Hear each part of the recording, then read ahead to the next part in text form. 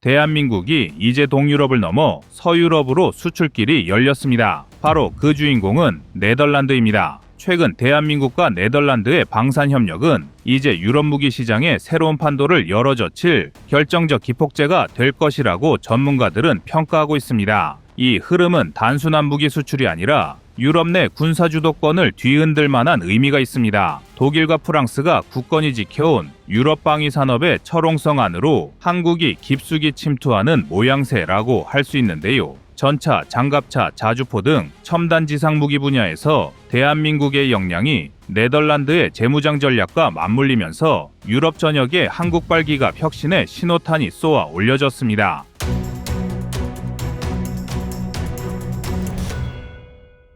네덜란드 정부는 자국 국방 예산 35조 원 중 약 7%에 달하는 2조 4천억 원이라는 거금을 한국산 무기 도입에 편성한 것에서 출발합니다. 이처럼 절차가 단숨에 진행된 이유는 러시아의 안보 위협 급증으로 인한 네덜란드의 기갑 재건 시급성 때문입니다. 냉전 시절의 강력한 네덜란드 전차 부대가 소련 붕괴 후에 대폭 축소되어 지금은 차륜형 장갑차 외에는 전차 전력이 거의 전무한 상태가 되었습니다. 그런데 현재 안보 환경이 달라지면서 빠른 시간 안에 강력한 기갑 전력을 다시 세워야 한다는 절박함이 있습니다. 그때 한국이 빠른 납기와 기술 이전을 모두 약속할 수 있는 최적의 파트너로 등장했습니다. 특히 화제가 되고 있는 무기가 바로 레드백 장갑차입니다. 레드백은 호주 평가에서 독일 링스보다 뛰어난 방호력과 기동성을 입증했습니다. 폴란드 역시 이 레드백을 기반으로 중전투 장갑차를 구상하고 있습니다. 네덜란드는 그동안 독일 무기에 익숙했는데 기술 이전과 납기 조건에서 독일 측이 만족스러운 제안을 내놓지 못하자 한국의 눈을 돌리게 된 것입니다. 레드백은 한화가 개발한 보병 전투 장갑차이면서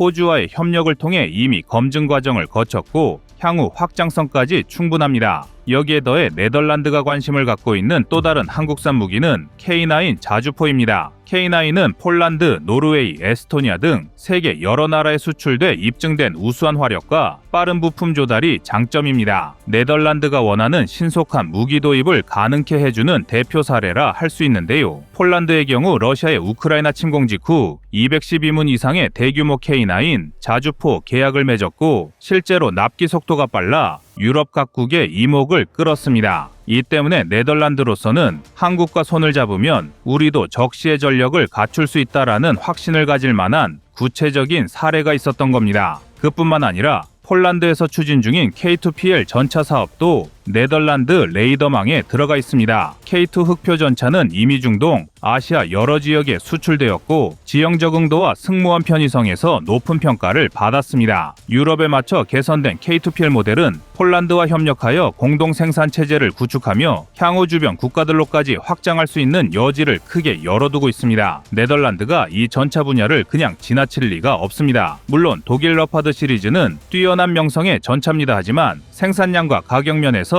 늘 고민거리를 안겨왔습니다. 따라서 네덜란드는 K2PL이 독일 전차보다 더 현실적인 대안이 되리라 보고 있습니다. 그러나 네덜란드 내부에서는 독일 무기 도입에 대한 전통적 선호가 여전합니다. 군사 분야에서 오랫동안 독일산을 사용해왔고 지리적으로 인접해 있어 장비 운용이나 정비 측면에서도 익숙함이 있었기 때문입니다. 이 벽을 허물기 위해 대한민국은 나토 연합훈련에 자주포와 K2 전차, 레드백 장갑차 등을 적극 파견하고 있습니다. 실제 운영 장면을 보여주면 편견이 사라지고 한국산 무기도 이제 충분히 유럽 군사 표준이 될 수 있다는 인식을 심어줄 수 있다는 전략입니다. 대한민국의 무기 총알 배송이라는 별명도 현지에서 꽤 관심을 받는 화제입니다. 다른 나라들이 2-3년씩 기다려야 할 장비를 훨씬 빠른 시일 내 받을 수 있다니 무기를 구매하는 나라 입장에서는 크나큰 이점이죠. 네덜란드 정부는 이미 한국과의 방산 협력을 전담하는 전략팀까지 내부적으로 운영 중이라는 이야기가 들려옵니다. 양국 간 기술 이전 협상, 공동 양산 시설 구축 등을 검토하여 혹시 모를 유럽 내의 군사적 긴급 상황에도 국내 생산 능력을 확보하겠다는 뜻으로 풀이됩니다. 이는 과거 네덜란드에 존재했던 유명 방산 기업들이 대부분 사라진 현재 상황과도 관련이 깊습니다. 자체적으로 대규모 무기를 생산할 만한 역량이 부족하다 보니 해외 파트너가 절실한 것입니다. 그리고 이미 한국은 네덜란드 국가연구소와 에이사 레이더 성능평가 같은 협력 사례를 쌓으며 신뢰를 점차 키워왔습니다. 이 지점에서 감춰진 이야기를 하나 들려드리겠습니다. 과거 네덜란드 측은 레드백 장갑차의 시제품을 호주가 진행 중인 시험평가 결과보다 더 까다로운 환경 테스트를 통해 살펴보고 싶어 했습니다. 그래서 내륙 고온 지역과 해안 습지 환경을 섞어놓은 일종의 극한 기동훈련장을 극비리에 마련했고, 여기에 레드백 프로토타입을 불러와 과감한 혹독 테스트를 진행했습니다. 일반에는 공개되지 않은 이 시범 운용에서 레드백이 기대 이상의 내구성과 방호력을 보여줘서 당시 관계자들에게 호평을 받았습니다. 특히 엄청난 염분 농도와 높은 습도에 대응하는 부식 방지 코팅 기술이 돋보였는데요. 이 부분에서 네덜란드가 한국의 관심을 급격히 키우게 된 결정적 계기였다고 해도 과언이 아닙니다. 사실상 독일 링스가 아직 해보지 않은 테스트를 레드백이 먼저 충족했다고 볼 수 있습니다. 이를 본 일부 독일 기업 관계자들도 그 결과에 꽤 당혹스러워했습니다. 네덜란드는 지금 자국 군대를 탈독일화하고자 한다기보다 더 빠르고 유연하게 전력을 충원하는 길을 찾으려는 것입니다. 그런데 독일보다는 한국이 이 목표에 더 부합한다는 사실이 확연히 드러나고 있으니 점차 한국산 무기에 대한 호감도 올라갈 수밖에 없습니다. 그렇다면 네덜란드 국민은 이 변화를 어떻게 받아들이고 있을까요? 아직까지는 독일 무기가 아니라니 정말 괜찮을까? 라고 의구심을 품는 사람이 많다는 평가입니다. 그럼에도 불구하고 러시아의 군사적 압박이 커지면서 기존 틀에 갇혀 있어서는 안 된다라는 여론도 동시에 커지고 있습니다. 그리고 한국이 네덜란드의 수출에 큰 의미가 있는 것은 네덜란드가 나토 회원국이라는 점입니다. 만약 네덜란드가 K9 자주포나 레드백,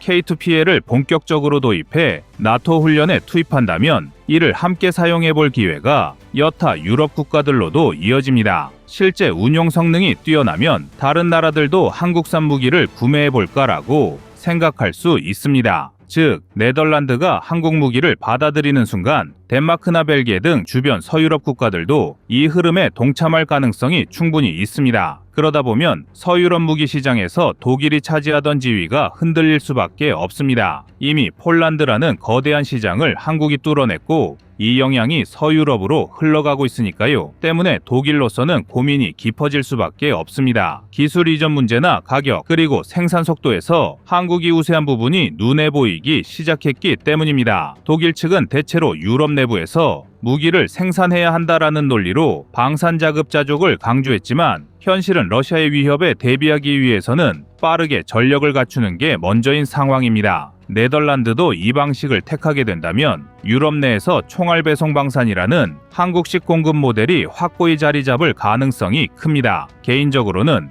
이 흐름이 상당히 고무적이라고 봅니다. 대한민국은 산업 기반이 탄탄하고 이미 폴란드를 비롯해 여러 나라와 무기 공동 생산 시스템을 구축하는 경험을 쌓고 있습니다. 네덜란드도 충분히 이 협력 대열에 합류할 조건을 갖추고 있습니다. 국방장비라는 것은 단순히 좋은 무기를 사는 것이 아니라 운용, 정비, 교육, 기술 이전, 심지어 현지 생산까지 모두 포괄하는 거대한 패키지 산업입니다. 그런데 여태까지 한국이 보여준 장점은 이 전체 패키지를 상당히 빠르고 효율적으로 제공할 수 있다는 겁니다. 네덜란드 입장에서는 이 이상 좋은 파트너가 없는 것입니다. 게다가 한국 방산업체들은 현지화 전략을 활발히 추진 중입니다. 단순히 완제품을 수출하는 것만이 아니라 필요하다면 현지 생산 라인을 구축하거나 운용 인력을 훈련하기 위한 시스템도 패키지로 제공하고 있습니다. 네덜란드에서 기술적인 부분을 가져오면 한국은 또다시 자국 무기의 성능과 기술 수준을 한 단계 올리는 상생 효과를 기대할 수 있습니다. 이런 위닝 구도가 형성되면 네덜란드가 독일만 고집해야 할 이유가 더욱 희미해지는 거죠. 물론 네덜란드 전체 여론이 단숨에 바뀌지는 않을 겁니다. 특히 독일 무기에 익숙한 군사 전문가들은 한국 무기에 대해 좀 더 검증이 필요하다는 의견을 계속 제시할 것으로 보입니다. 그러나 레드백 장갑차와 K9 자주포는 이미 세계 여러 분쟁 지역과 극한 환경에서 성능을 확인받았다는 점이 큽니다. 더군다나 폴란드가 실제로 대규모 계약을 체결하고 장비를 바로 투입하기 시작한 후 품질에 만족한다라는 메시지를 여러 경로로 내놓고 있기 때문에 네덜란드 군부도 그 평가를 주시하고 있습니다. 시간이 흐를수록 한국 무기에 대한 긍정적인 인식이 확산될 가능성이 높다는 뜻인데요. 결국 네덜란드의 이 선택은 더 큰 그림에서 보면 유럽 방산 시장의 한국의 성공 모델을 본격적으로 알리는 사건이 될 겁니다. 지금까지 유럽 무기 시장은 독일, 프랑스 등 전통적인 강자들이 장악해 왔습니다. 그런데 이제는 무기를 빨리 합리적인 가격으로 원하는 스펙대로 받는 게 최우선이라는 국가들이 한국을 대안으로 선택하고 있습니다. 정리하자면 네덜란드가 한국산 무기 도입을 본격화한 것은 유럽 내 군사 질서를 재편할 거대한 변수가 될 가능성이 높습니다. 네덜란드가 K9 자주포, 레드백 장갑차, 나아가 K2PL 전차까지 손에 넣게 된다면 서유럽 국가 중 처음으로 한국산 기갑 전력을 대규모로 운용하는 사례가 될 가능성이 높습니다. 거기다가 차후에는 공동 생산이나 기술 이전으로 이어지면서 독일 무기에 의존하던 유럽 시장 전체가 한국과 경쟁 구도를 새롭게 형성할지도 모릅니다. 그리고 다음 우리 대한민국의 행보는 한국산 무기 수출의 다음 무대가 서유럽의 다른 핵심 국가들이 될 거라는 사실입니다. 그리고 그 시발점에는 네덜란드가 있습니다. 과거 독일 무기에 절대 의존하던 인식에서 벗어나 한국이 보여주는 신속성과 탄탄한 기술력을 눈으로 확인한 이상 방향은 이미 정해져 있다고 봐도 무방합니다.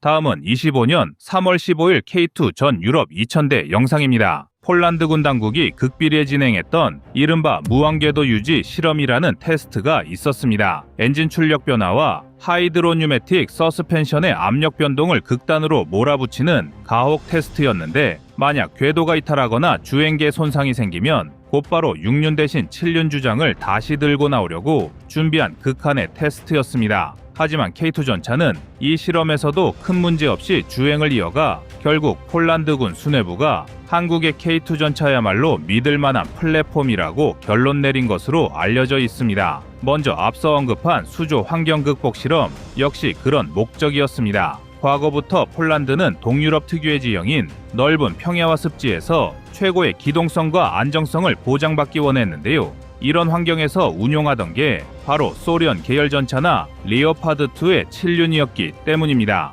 반면 한국 입장에서는 7륜으로 구조를 바꾸려면 차체 설계부터 서스펜션 배치와 파워팩 위치 재조정 등 엄청난 공정이 추가로 발생할 수밖에 없었습니다. 결국 개발 기간이 최소 2년 늘어나고 그에 따라 수조처럼 예산도 불어나는 상황이 이어질 수밖에 없었습니다. 그러나 폴란드군은 설계 변경 자체가 목적이라기보다는 6륜으로도 과연 폴란드의 지형에서 안정적인 주행이 가능한가라는 의문을 갖고 있었던 것입니다. 그 핵심 의문점을 해결해 준 것이 바로 현대로템 측이 준비한 현지 테스트였고 그 중에서도 상징성이 컸던 것이 수조 환경 극복 실험이었습니다. 이외에도 특정 늪지대를 선정해 야간 주행 테스트를 진행하기도 했습니다. 결과는 당연히 최고 합격 등급을 받았습니다. 결국 폴란드군 당국은 눈으로 직접 K2 전차가 악조건을 통과하는 모습을 확인하고 나서야 7륜 요구를 완화하거나 최소한 재고해 볼 수 있게 되었습니다. 그렇다면 이러한 협상의 배경에는 어떤 국제 정세가 자리 잡고 있었을까요?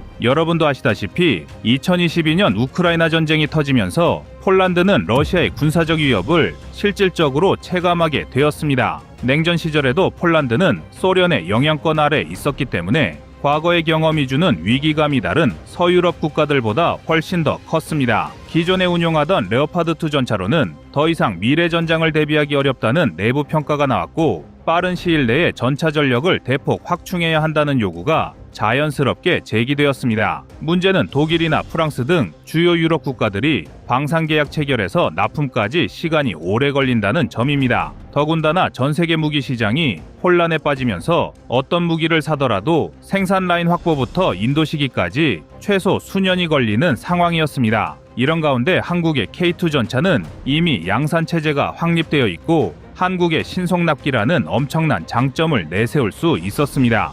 여기서 폴란드가 대규모 도입을 결정하는 데에 있어 한국이 독보적인 매력을 가진 것은 당연해 보이는데요. 이에 폴란드는 2022년 8월 한국 현대로템과 약 4조 5천억 원 규모의 1차 계약을 체결하여 K2 전차 180대를 우선 구매하기로 결정했습니다. 해당 계약은 유럽 방산 시장에서 한국이 이루어낸 대표적 쾌거로 꼽혔습니다. 하지만 더 주목할 점은 그 다음에 이어진 K2PL 사업입니다. 즉 폴란드 현지 생산 및 대량 도입 계획입니다. 폴란드는 자국에서 820대 K2PL 전차를 만들겠다는 목표를 내세우면서 단순히 구매자가 아니라 생산자로서 유럽 방산 시장에서 입지를 다지고 싶어 했습니다. 여기서 가장 중요한 것은 기술 이전 문제였습니다. 폴란드 정부는 향후 자국에서 전차를 생산하는 과정에서 최대한 많은 핵심 기술을 이전받길 원했습니다. 구체적으로는 능동형 방호체계와 고성능 화력 제어 시스템이었습니다. 그리고 첨단 복합 장갑 기술 등도 나중에 추가됐는데요. 사실 이런 기술 모두는 한국이 보유하고 있는 민감한 군사 기술이 대상이었습니다. 한국 입장에서는 이러한 기술이 자칫 잘못 유출되면 안보상으로도 타격이 크고 방산 시장에서의 경쟁력도 손상될 수 있으므로 절대 쉽게 양도할 수 있는 문제가 아니었습니다. 이 과정에서 폴란드 측은 유럽의 신흥전차 생산국이 되고 싶다는 명분을 앞세워 현지화 비율 80% 이상을 요구했습니다.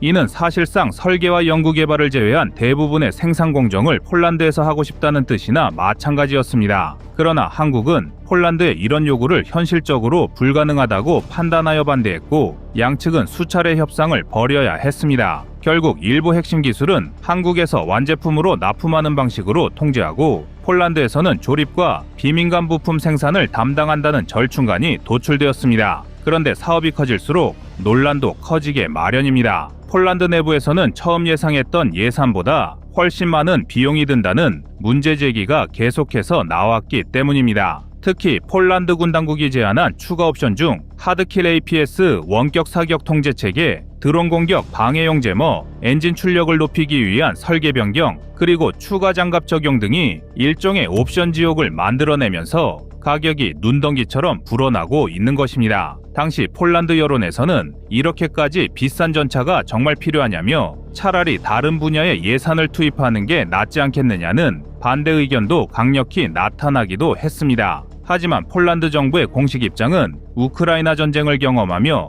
군 전력을 늘리겠다며 강경한 태도로 일관했습니다. 그도 그럴 것이 러시아의 위협은 여전히 현실이며 심지어 전쟁이 장기화될 경우 폴란드가 직접적인 압박을 받을 가능성도 배제할 수 없습니다. 게다가 K2PL이 제대로 도입되어 대규모로 전력화된다면 폴란드는 유럽 안보 질서에서 상당히 독자적인 위상을 갖게 될 것입니다. 단순히 전차 운영 능력만이 아니라 전차 생산과 관련된 기술, 제조, 인프라를 보유한다는 뜻이니까요. 이렇게 되면 전 유럽의 K2 전차가 1000대나 2000대 이상 수출하는 것은 절대 불가능이 아니게 됩니다. 여기서 잠시 조금 더 깊은 비화를 살펴보겠습니다. 앞서 언급된 수조 환경 극복 실험 외에도 폴란드와 한국이 극비리에 진행했던 레오파드2와의 직접 비교 테스트가 있었는데요. 폴란드 육군은 레오파드2를 이미 다수 운용하고 있었고 이 전차가 얼마나 훌륭한지 잘 알고 있었습니다. 그러나 러시아의 최신 전차나 미래 전장을 대비하기 위해서는 레오파드2보다 더 강력한 전차가 필요했습니다. 이에 따라 K2와 레오파드2가 동일한 코스를 달리며 동일한 표적을 사격하고 동일한 방식으로 방호력을 실험하는 시나리오가 마련되었는데요. 즉 사격 정확도와 표적 확인 속도, 주포 재장전 속도, 엔진 회전력, 험지 통과 능력 등 다양한 지표가 평가 대상이었습니다. 그런데 여기서 누구도 예상 못한 반전이 일어났습니다. 한국의 전차가 생각보다 여러 항목에서 우세한 결과를 보여줬기 때문입니다. 특히 K2가 가진 자동장전 시스템, 첨단 화력 통제 능력, 그리고 지형에 따라 서스펜션을 변형해 주행 성능을 최적화할 수 있는 점이 폴란드 육군에게 큰 장점으로 다가왔습니다. 물론 러파드2도 여전히 뛰어난 전차이지만 폴란드가 바라보는 것은 다가올 10년 또는 그 이상인 20년 뒤의 전장이었습니다. 즉 러시아나 주변국의 전력 증강을 고려할 때 폴란드군은 더 현대화된 플랫폼이 필요하다고 판단했던 것입니다. 그리고 마침 한국이 K2 전차를 이미 양산 단계에서 증명해냈고 수출 경험도 갖추고 있었으며 무엇보다 자신들이 원한다면 일부 기술 이전도 가능하다는 조건을 내세웠기에 폴란드군이 선택을 안 할 수 없었던 것입니다. 그렇다면 한국은 어떤 전략적 이익을 기대할 수 있을까요? 단순히 전차를 많이 수출해서 발생하는 경제적 이득뿐 아니라 폴란드를 교두보로 삼아 유럽 전역에 한국 방산 제품을 홍보할 수 있게 된다는 점이 핵심입니다. 이미 K9 자주포와 FA50 경공격기 등도 폴란드에 수출되면서 한국 무기는 가성비와 성능 면에서 우수하다는 인식이 유럽 국가들 사이에서도 서서히 자리 잡는 중입니다. 이후 다른 동유럽 국가나 북유럽 혹은 심지어 서유럽 국가에서도 한국산 무기 구매를 긍정적으로 검토할 수 있는 계기가 마련될 수 있는데요. 물론 기술 이전 문제는 끝나지 않은 논쟁거리입니다. 폴란드가 요구하는 수준의 기술 이전은 한국 입장에서 여전히 민감하고 어느 정도까지 허용해야 할지를 두고 협의가 계속되고 있습니다. 거기에 예산 문제가 얽히면서 폴란드가 계획한 820대 전량을 모두 도입할 수 있을지 혹은 일부 물량을 줄이거나 옵션을 조정할지 여부가 여전히 불투명한 상태입니다. 하지만 그럼에도 불구하고 K2PL 사업은 폴란드와 한국 모두에게 커다란 상징성을 갖습니다. 폴란드는 군 현대화를 가속화하고 자국 방산 산업을 발전시키는 동시에 유럽 안보 지형에서 자기 목소리를 높이려 합니다. 반면 한국은 방산 분야에서 새로운 수출 시장을 개척하고 우수한 기술력을 전 세계에 각인시킴으로써 더욱 폭넓은 기회를 얻을 수 있습니다. 양국 간 협상 과정에서 갈등도 있고 변수도 많지만 궁극적으로는 윈윈을 목표로 하고 있다는 점에서 K2PL은 앞으로도 한동안 세계적인 관심을 받을 것입니다.